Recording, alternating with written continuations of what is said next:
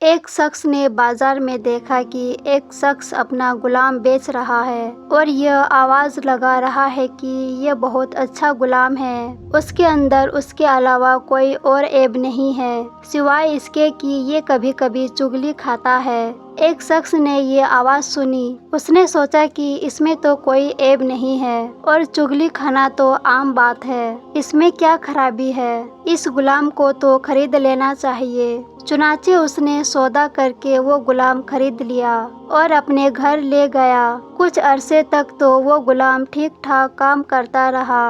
उसके बाद उसने अपना रंग दिखाना शुरू कर दिया।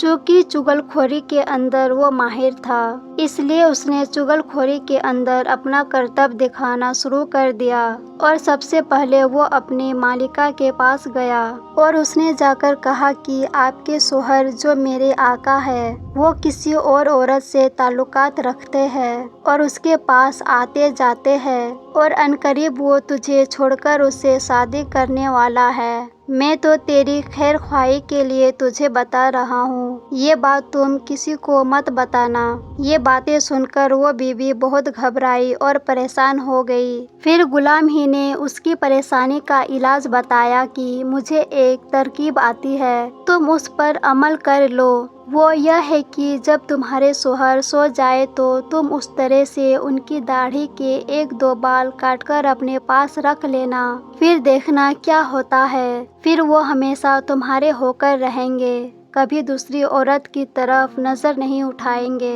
उस औरत ने जवाब दिया कि यह क्या मुश्किल काम है, ये तो मैं आज ही कर लूँगी। खुदा न खास्ता कल को कुछ और हो गया तो क्या होगा।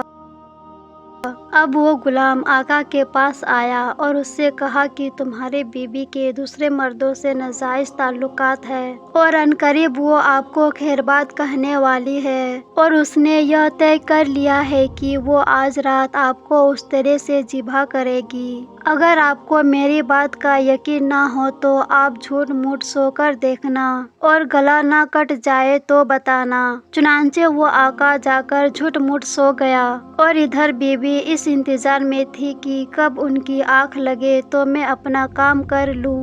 अब बेचारा मियाँ को नींद कहाँ आती, इसलिए उसने मसनूई खर्राटा लेना शुरू कर दिया।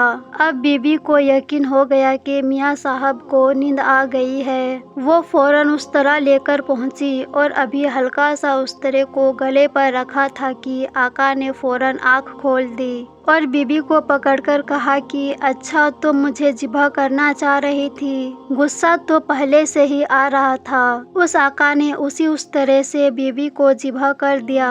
जब बीबी के खानदान वालों को पता चला कि शोहर ने हमारे बेटी को जिबा कर दिया है तो उन्होंने आकर उस तरह से शोहर को पकड़कर जिबा कर दिया।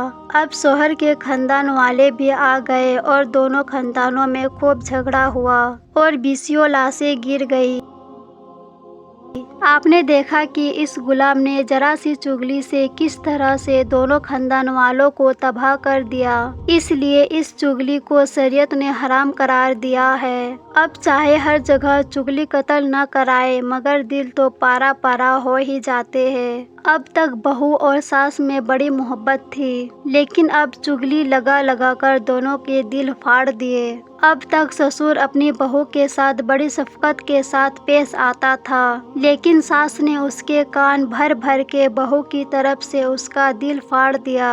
अब घर के अंदर यह हाल हो गया है कि ना बेटे के दिल में बाप का एहतराम रहा, ना ससुर के दिल में बहू का एहतराम और ना ही बहू के दिल में सास की मोहब्बत रही। और ये चुगली करना और कान भरना जिस तरह घर के अफराद के दरमियान होता है, इसी तरह घर के बाहर के अफराद में भी होता है। मसलन दोस्तों में, रिश्तेदारों में, अहले ताल्लुकात में ये चुगली खाई जाती है कि वाकई में उसने ऐसा किया होगा, जबकि इस तरह सुनी सुनाई बातों पर बिला तहकीक यकीन करना भी जायज़ नहीं।